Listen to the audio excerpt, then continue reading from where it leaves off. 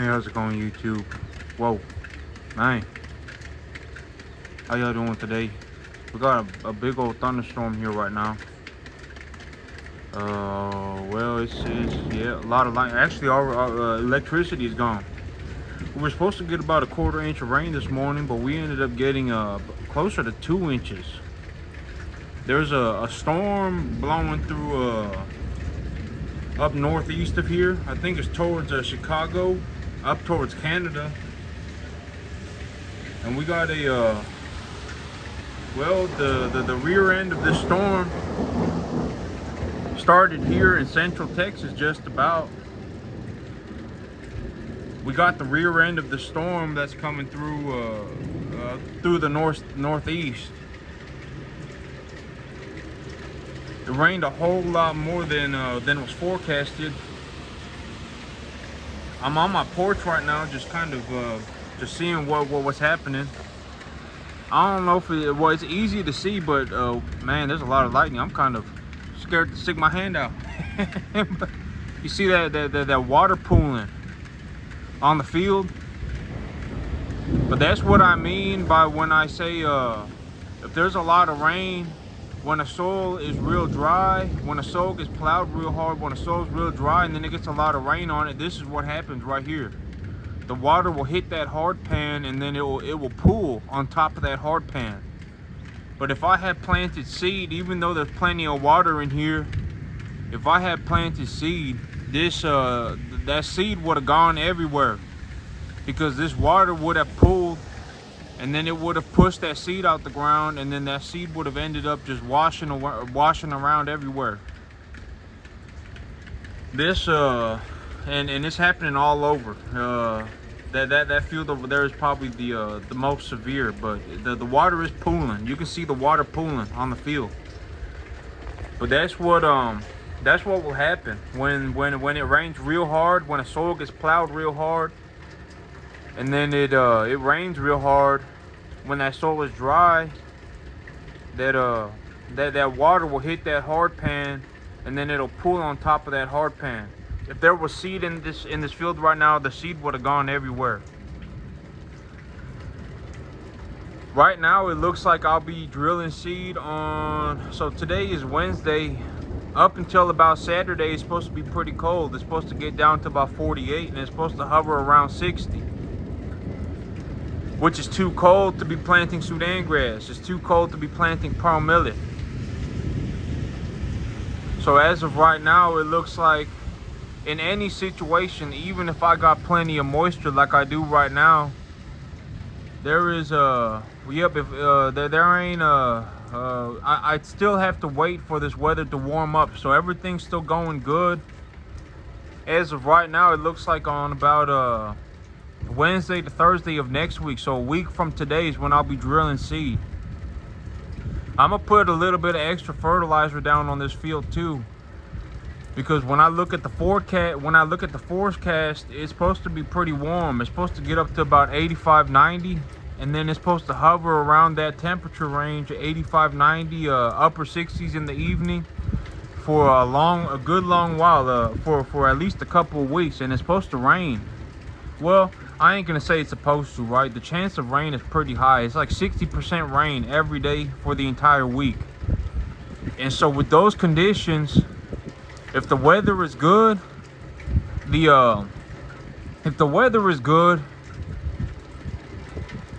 the seed, the plant material will have increased metabolic activity. So long story short, when weather is good, plants will grow faster. When weather is good for a certain plant, that plant will grow faster. 85 in the afternoon with 70 in the evening. Then a good bit of rain on it, with a good lot of rain on it on a flat field, is going to be very, very, very good for Sudan grass. Man, we got a lot of lightning. But it's going to be very good for Sudan grass. And so I'm going to put a little bit of extra fertilizer on this field with an anticipation that I'll be able to increase the plant's metabolic activity with the current weather situation. Yep, we got a lot of water this morning. The rain forecast was saying it was supposed to be a 1/4 inch, and then the wind blew the storm this way this time, I guess, because that storm it went through here, full swing. So we got water everywhere right now. So this field is going to get pretty flat. The field is going to, with this kind of rain, the field will rehydrate. This is enough water to rehydrate this field. There's a 50% chance of rain tomorrow as well as day after too. So yep, we're gonna get a good bit of moisture here, and then it's gonna get this rain is bringing in some kind of a cold front, and so or this cold front may be bringing in this rain. Who knows? But this cold front is coming in attached to this rain, and this rain is supposed to be ripping through like Arkansas, what's over there too, Louisiana, that area. It's supposed to be ripping through those areas, and it's supposed to be going northeast up towards Chicago, then into Canada. So this rain that we're getting, it's all connected to that storm circuit, and it's dropping a lot of rain here this morning. So when this cold front passes through here, I'll be drilling seed.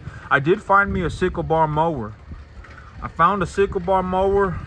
There's a dealership here that it's a dealership, a tractor dealership, that had a sickle bar mower that came with one of their tractors, and their customer didn't want the sickle bar mower. So the tractor dealership still has the sickle bar mower, and they just sold the customer the tractor.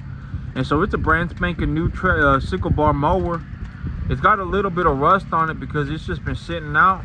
But that sickle bar mower, the good thing about it right now is that they're selling it for about 60% off, and I'm able to get financing for it, because it's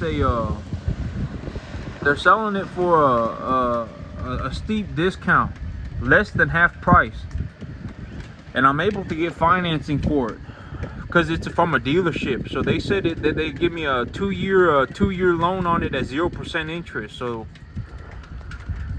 I'm gonna go pick that up later today. I did find me a mower, and I'm able to finance it, so I don't have to worry about burning up my cash pile real quick on a piece of equipment, and I can leverage for it on a 0% interest.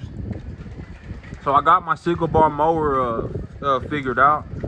I got my mower figured out. It's a little 5-foot mower, but I figured it'd be perfect. Like when I got the Sudan grass growing here, I'm going to a 5-foot mower will be perfect. Well, okay, so here's my big thing.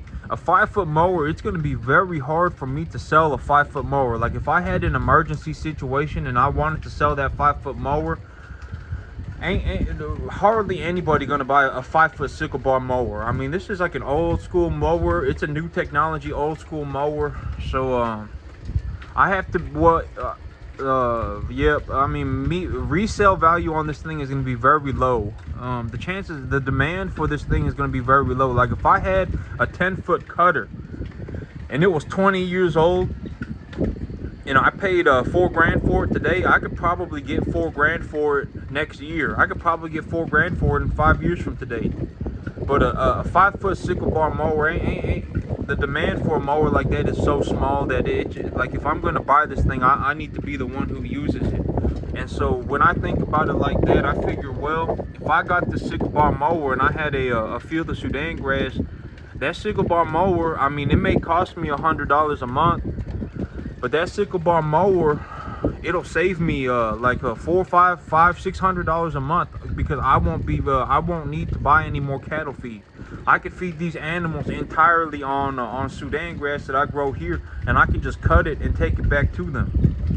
And the cool thing about growing my own feed here is that I can take a look at my cattle and then decide at what point of grass growth would I like to cut my hay, so that these cattle get the correct amount of nutrition. Because if the cattle look like they're getting too much protein, if they're bomb squatting, if they got real runny poop, I can just let the grass grow in longer, so that the quality of the grass drops, and the protein content drops, the digestibility of it drops, so it turns more into like a roughage product, I can gauge the grass by myself. Long story short, by keeping an eye on my cattle. If my cattle look like they need a large volume of food so that they can keep putting on weight, I can increase the biomass of this grass by just letting it grow in longer, right?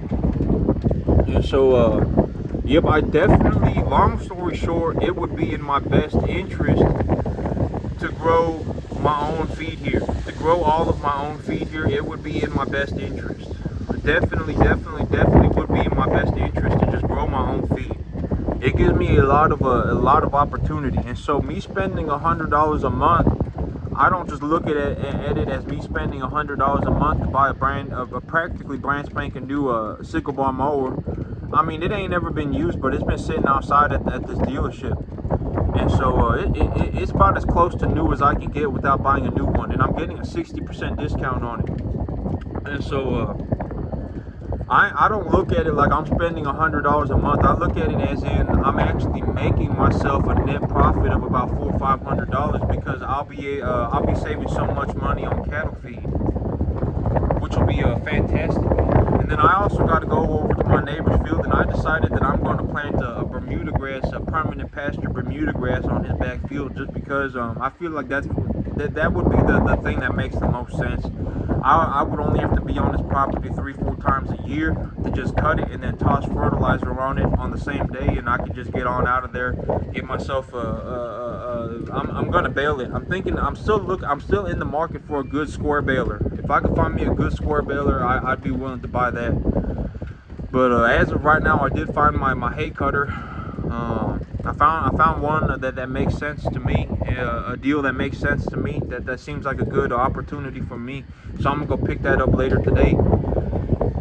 This field it is going to get rehydrated. With this level of moisture, this field will get rehydrated, and it'll just about flatten back out. It'll flatten out enough for me to drill seed on it. And once this, before I drill seed onto this field, I'm gonna toss a little bit more fertilizer on this field, just because, like, okay, in my mind, or on the Weather Channel, if it says there's a 60% chance of it raining, like every single day, if like our spring showers are starting next week, and it's supposed to be 85 in the afternoon and 70 in the evening. That rain, those weather conditions are pretty much optimal. If it was a little bit warmer, it'd be great for that Sudan grass. If it got up to 90 instead of 85, or 95 instead of 85, that would be a little, maybe a bit more optimal. But still, who's counting, right? It ain't gonna make a world of difference. It ain't gonna be like, oh my God, I got double the Sudan grass because it was 5 degrees warmer. It ain't gonna be like that. So what I'm gonna do is that with these weather conditions that are coming through here this next week, I'm just going to anticipate that that the plant's metabolic activity is going to be very high. If I were to grow Sudan grass in these conditions, the metabolic activity of these plants would be very high. So I'm going to anticipate that, and I'm going to look to encourage that growth by putting more fertilizer on this field. I know that this ground can handle a bit more fertilizer, especially if there's a lot of water on it.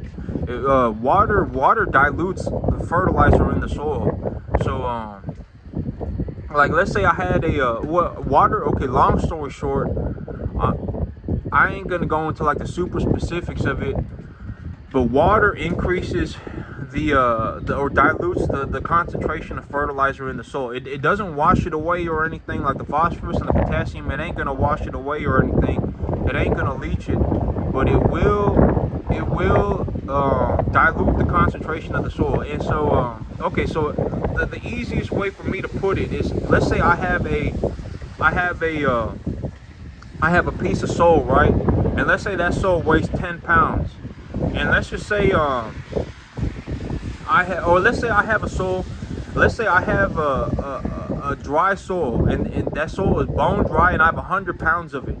If I have 100 pounds of a bone dry soil, and I put 1% fertilizer on it, there would be 1 pound of fertilizer in that 100 pounds of soil.